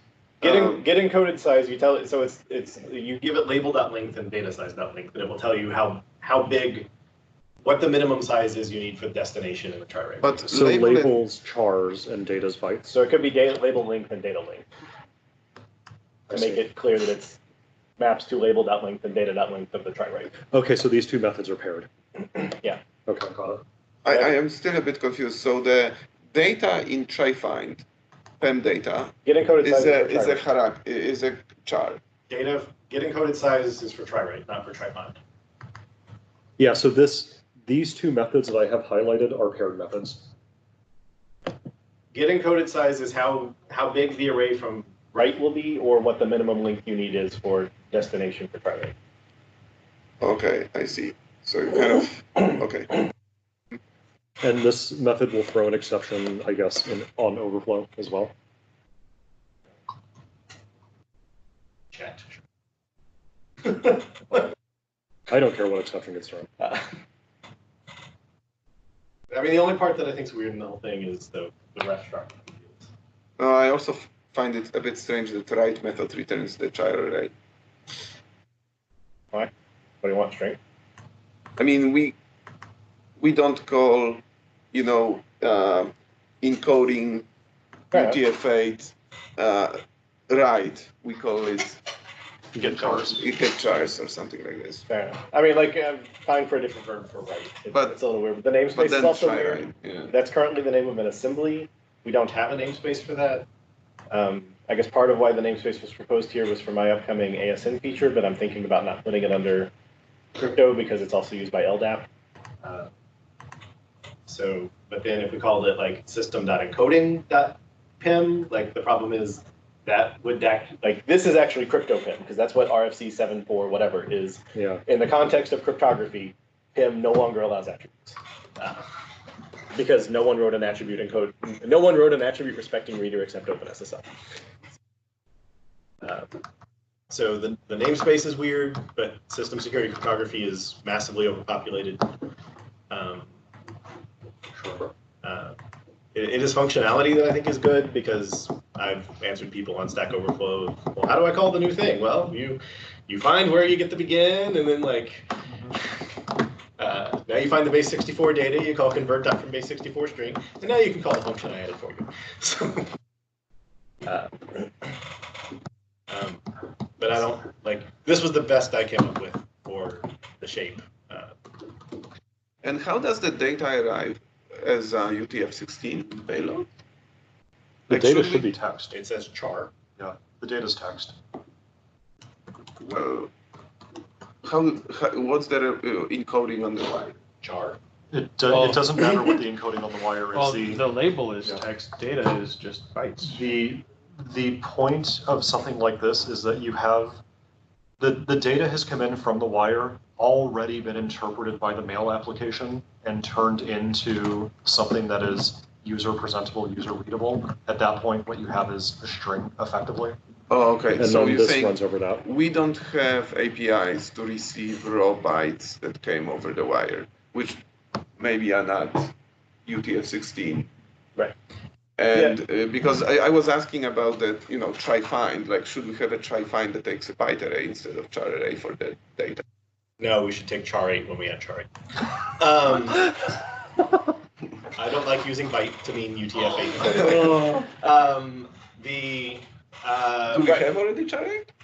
We don't have UTF-8 string, so no. Yes, exactly. That's my point. Right. So today, for UTF-8, we use byte arrays. There's not a very good argument for having UTF-8 support directly in here, because this is meant to have already gone through human readable encoding, transcoding before you get to. If you were binary data, you sent it in dir and you didn't need this type at all. Yeah. So there's already a binary encoding. Yeah, This is for human. if you're reading from the wire, just send it as binary. Like Yeah. don't bother with base 64. But whackiness. if we wanted to say that we cared about char 8 for in the future, then because I think one of the earlier proposals I had was try find instead of having the struct, it just outed all of the stuff. So it outs lots of different So parameters. it outs. You span in and it outs a span of label and it outs a span of base 64 and it outs, I guess, the size because really the size came up later. The benefit on it, I guess, yeah, is because it gave you all the stuff back, you then have the easy like, just go deal with decoding this for me, or what's the size it's going to be, but we can certainly like inline it so it's find doesn't return the thing, find outs a bunch of stuff, and try find outs a bunch of stuff or throws. Sorry, find outs or find outs or throws. So And that's fine. But so Because as it is, we can't extend this to target. so it's fine if we convince that we don't care about char 8 or we don't have it yet. That's fine. I What don't about see it being decode? useful here. Decode base 64. Should we have an overload that takes input buffer? You can just call the existing convert. Same for your decode base 64 method that returns a byte array. You can call existing. Yeah. I don't know why. Unless we don't have, I think we don't have convert from base 64 that takes a ROS that isn't a try. I don't think we have succeed or. Let me check that. I think the only one that we have that is the try one, And not that, but we can say whatever. Fine, do that. I think we can get rid of that method. doesn't matter. Well, I Or we would can say add another I like color. the help. I frankly like the helper, but then I would, just add it. Sure. Right, it is a try method. We could have decode base 64 and try decode base 64 span destination. But we're talking about APIs on the convert class at this point. No, he's saying add. Oh, I see. Depends. Fields. But maybe Because frankly, the decode base 64 returning a byte array is just, I already know how big it's going to be. Make a thing that big, go call the convert thing, try, fill it, and then maybe do a post analysis. Like you darn well better have written the number of bytes that I pre-calculated. So base 64 is actually data, correct? It's the data base 64 encoded. Yes. Should we name that like base 64 data or something? or database 64. Because encoded byte Database size, 64 sounds weird because database is what you read out of that first. Yes. So base 64 data or just data. and encoded byte size is presumably the decoded byte size. Yeah, probably. Okay.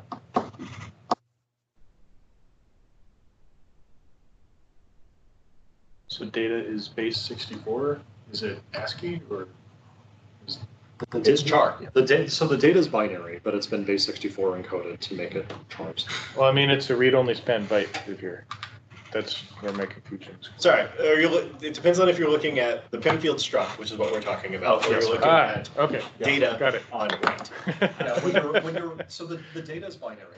When you're writing it, you're providing the raw binary data. Yeah. When you're reading it, it's telling you, here's the base 64 representation of the data. You need to now turn it back into a byte array, either through calling this helper method or through invoking the convert class directly. Right. Yeah, so I mean, it is sort of a little clunky, but again, like we don't really need a big complicated state reader because you're just like find next PIM. You know, like it would just, a reader would just have next, and So does it simplify things to get rid of PEM fields entirely and just say, like, here's, as was mentioned earlier, here's where the label is, here's where the base 64 encoded data is, and leave it to someone else like the convert class to do all of this for you? Basically make this as dumb as possible. Yeah, it's just data. It's literally just a parser. Like the data begins here and ends here. so you would say that we should produce out 3 ranges and an int? Just 3 ranges. Well, actually, one sec. Because the int is how big, because it already had to go through all the, like, what stuff in here was new lines versus state transitions, and like, it already knows how many semantic characters there were in the base 64, so it knows what the base 64 decodes. Because you can't tell it just from the size.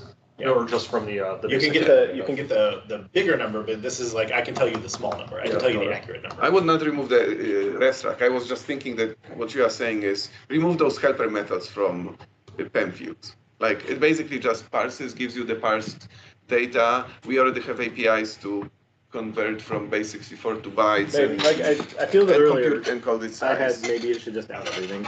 What? Yeah.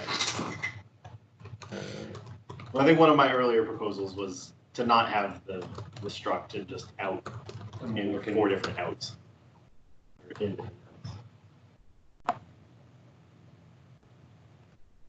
Sorry, I'm scrolling up in the issue to try to find it. You see lots of proposals with various fields. Yeah, my I don't see it original here. was like try find, or my original counter proposal was try find next field.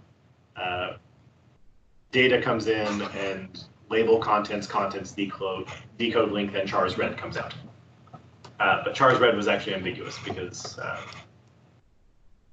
while it told you how far you need to slice for the next one, it didn't tell you where the data actually started because this will skip any it doesn't require that it start at the first time. Sure.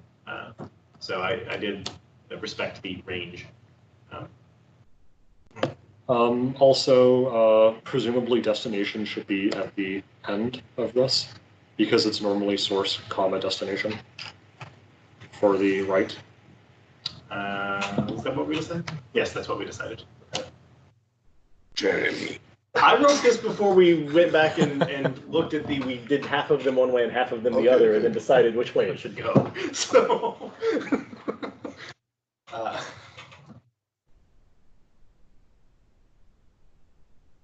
so You think that that we should have the struct instead of just out all the values? Yeah, I would keep this track.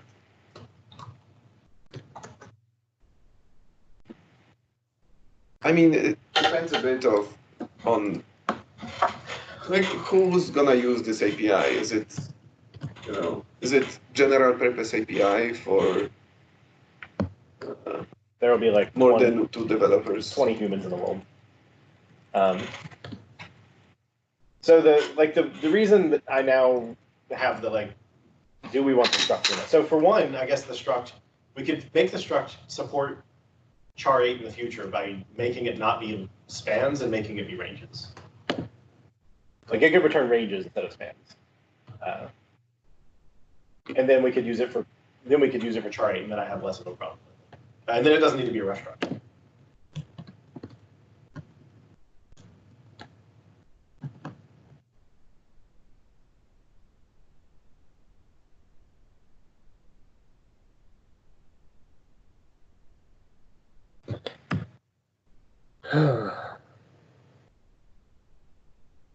So this is what we have for feedback then. So size should become length to basically just kind of indicate span.length. Yes. Destination goes to the end. Base64 becomes base64 data. Encoded should be decoded, and we just say use a convert class. We don't have a helper method. Right, but then Which we could add later if we really want to. we could have the helper methods, and then the thing that I said while you were writing that is maybe Instead of being a ref struct that has 2 span properties, it should be a just normal have ranges. struct that has 2 range properties. you do have to remember which span it was associated with, but it's the answer from find, right? And you Still have the context. If it's for less than 20 people, I think it's fine.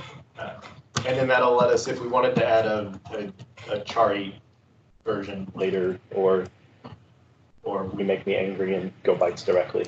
So you said 20 people, but who's gonna use it? me, Kevin, Jones, Martin, and then Like the 17 people that I don't know of between now and when I die that are going to use it. So, I've always wanted to implement a PGP like reader inside. Matt Ellis wanted it yesterday. Really? Uh, What? for reading PIM that has both a certificate and a private key and mating them together. What he really wants is me to add more functionality on X509 certificate too. But, this is what he wants to do. so I guess there's what he wants and what he asked for. So would it make, so you had mentioned changing these to be range instead of read-only span, like that's, or would people be okay with that then?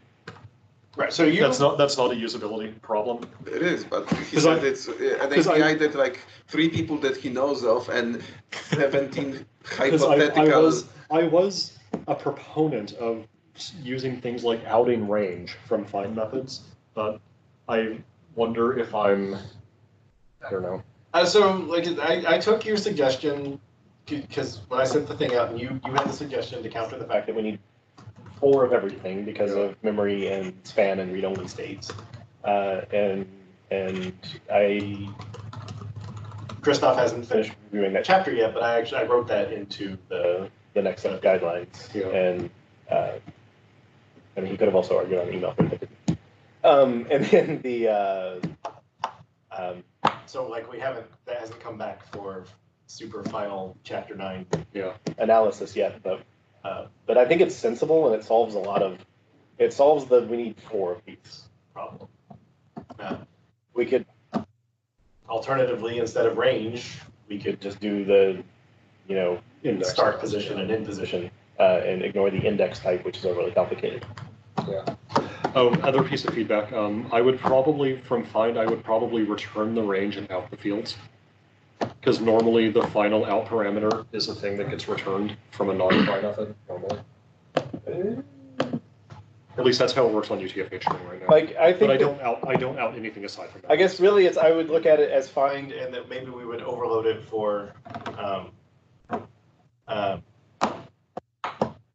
not having the out and like simple find is give me the data that I wanted, right? and then maybe you don't care about the location. Like the location is the thing you care about less. So find just doesn't have any outs at all. Well, so make find and then find out location. Like you could do You could do the discard, but like I've looked at the places that I added, like the crypto key loading stuff tells you how many bytes bytes it read, and every time I've ever called it, Sure. or every time I've ever put on Stack Overflow. like here's the method that you want to call, it exists now. I've done out discard. It's not going to kill our callers to write comma space out space underscore. Right.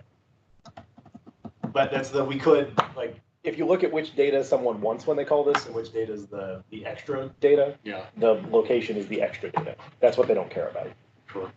So it makes more sense to me to have the PIM data be what's returned and the location be what you discard. Why are we returning one range directly from the method and additional ranges within that struct? That's true. Once we If we make these be range, then we can just put range everywhere. So out all of the ranges, basically. So out a single struct that contains all of the ranges. So try find allow PIM field, which will have label base 64 data. and good and one. you know, full encoded. Content or something. And now we're not mixing in, But out on find.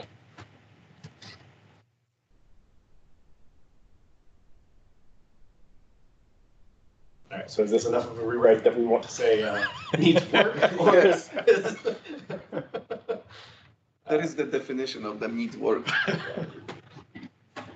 Like, all right. What I was need to this? run. This was range, I'll location. take a look at everything that you wrote tomorrow.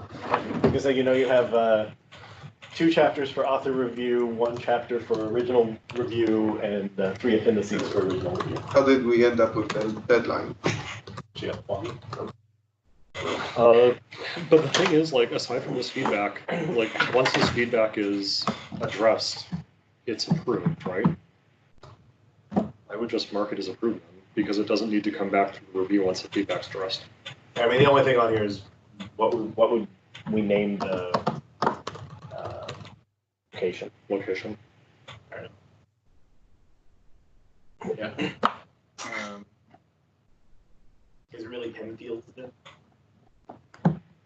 I mean, okay, I can very easily mark it as needs work done. Yeah, I mean, like it's fun. Like, yeah.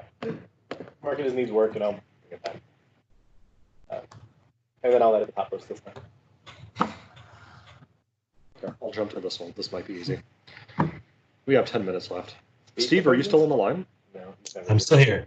What? I thought you always were in the other meeting. I was, but it ended. I came back. Wow. Welcome back, Steve. Thank you. I missed you. So is this just an optimization for when someone wants to pass a param? Yeah, so basically we've got these 2 overloads on create-link token source, but it's pretty common actually. In fact, maybe even the most common usage is you want to create a new cancellation token source that you want to be able to cancel yourself and have canceled when some other token. So like if you're implementing an API and you accept a cancellation token, but then also internally you want to be able to force cancellation to occur, you basically call create link token source with a single token. But we don't have an overload that takes a single token, so you end up kind of implicitly calling the params overload. Interesting. So if people know this, they end up calling the first overload with the actual token and then either defaults or cancellation token.none. I'm suggesting we just add one that takes the single token. In fact, we already have it. We just need to flip it public. And the idea is when you recompile, you'll get this new overload and things will just be a little more efficient. Exactly. Seems reasonable. Yep. So as somebody who's tried using link token sources in the past, because I wanted to add my own, is there a reason that it's not as a static or as an instance method off of cancellation token? Not Sorry, an what? instance method off of Cancellation token dot link Token? returning a new cancellation token source, or a new token because you never care about the source. Primarily because it can deal with any number of tokens. It seemed weird to have one be somehow the primary one. Okay. I mean, like, every time I think about the, like, I know that you can merge them somewhere, and I'm like, I search for, like, combine And link, and I'm looking on the token and not. It was basically 2 reasons. I mean, maybe we did it wrong, but it was that plus the fact that it's basically a factory, and often the factory is on the thing that you're factoring. Factory. Well, because it's just like the token or the linked source. usually you're not going to independently call cancel on it. Right. Well, no, that's you often are. So really, In you fact, just want a token. like the whole purpose of this new overload is because you generally you often are going to call cancel on it. Are you? Because I think every time I've wanted this, I just The only reason to use this new overload is if you're going to call cancel on it. The single instance one. Yeah. the single token. Right. It's the case of you're implementing some API. Let's say you want to implement an API that accepts a cancellation token and you want to have some internal timeout. So you accept a cancellation token from elsewhere, and then internally you call cancel on your thing when there's a timeout or whatever. So you create a cancellation token source that you can yourself cancel, but you also want it to be canceled when the external token is canceled. Right. I guess what I've always done for the timeout, but again, I think there's a discussion Christoph wants to have of should timeouts use cancellation token timeout, or should we use timeout exception, which is, those are two of the two ways we've told people to do timeouts.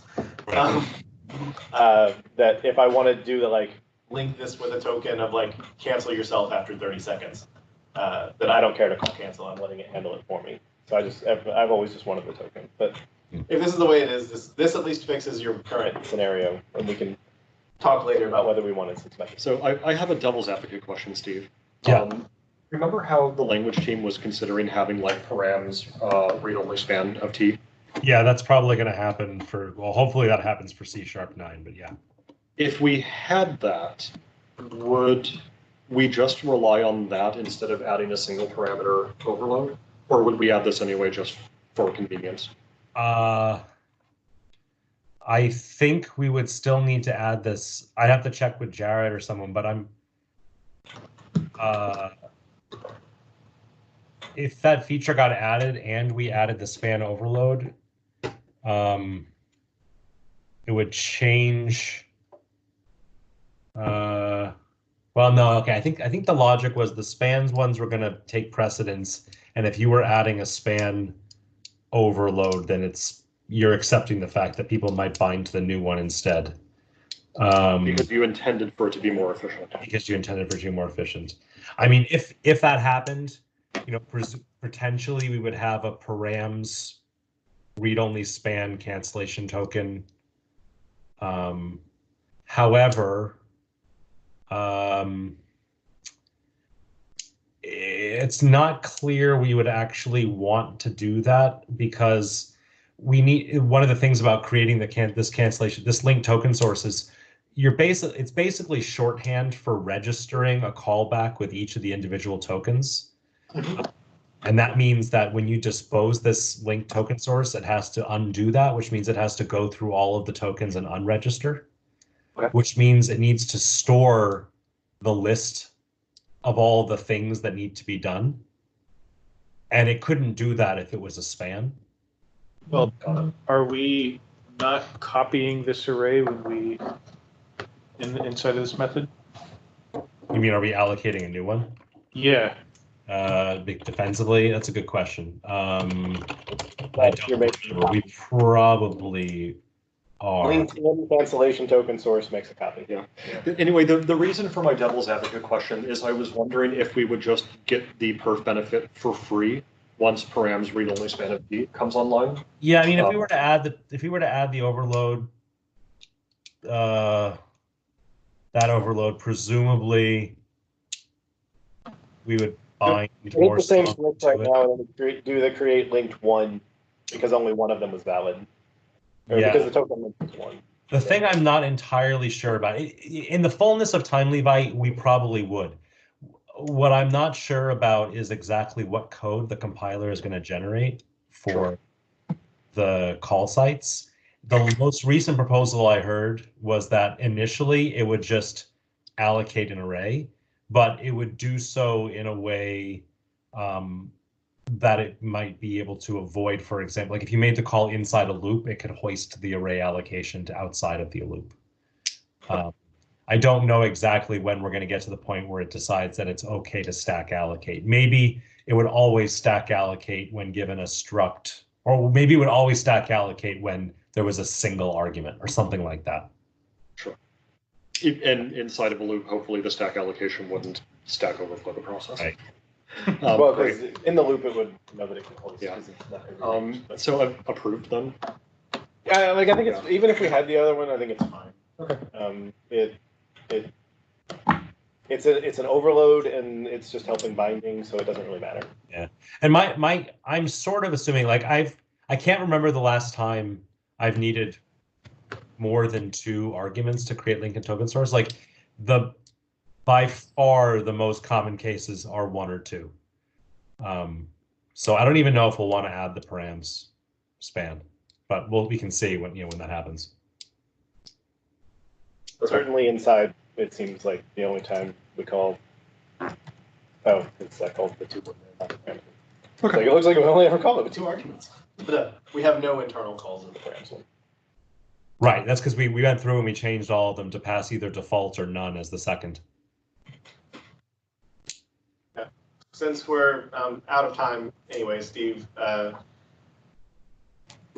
Yeah. Cancellation on timeout right now. We do have the 2 patterns. Do you have a feeling on how we want to solve that in the future? You either get an operation canceled exception because you use cancellation token for it, or we have an exception called timeout exception. And if you took an int, you use the timeout exception, and if you took a token, you throw the other exception. My ideal, I think, would be if timeout exception derived from operation canceled exception. We change that. I don't know. I mean, it's arguably a breaking change. It derives from system exception. Yeah, that's the breaking change. I feel like we thought about this before and decided that it was probably okay to insert something new in between. Yeah, I mean, it's worth thinking about. I mean, it'd be nice if we could unify them, and then we would need some way to tell cancellation token, like throw a timeout exception instead. Right. Well, because the one that's built in based on the timer would. That one we could just automatically do. Because it's just things where I've seen people where they're doing the like, HTTP client, I got to cancel. Why did it cancel? Is it canceled because someone said cancel, or did it cancel because we hit a timeout? Right. Ideal would basically be timeout exception derives from operation canceled exception. And if a cancellation token source is canceled because of a cancel after or having a timeout passed to its constructor, then we would sort of do the right thing and throw the timeout exception instead. Technically, it could break, order of catch blocks and things like that. Yeah. But that's sort of how I would ideally merge the 2. Thing to Think about. Awesome. we have more time. Thanks, everyone. We'll try to, I'll see if we can get Emo to post a video up on YouTube then. Awesome. And Corey, were you the one recording? Yep. And then just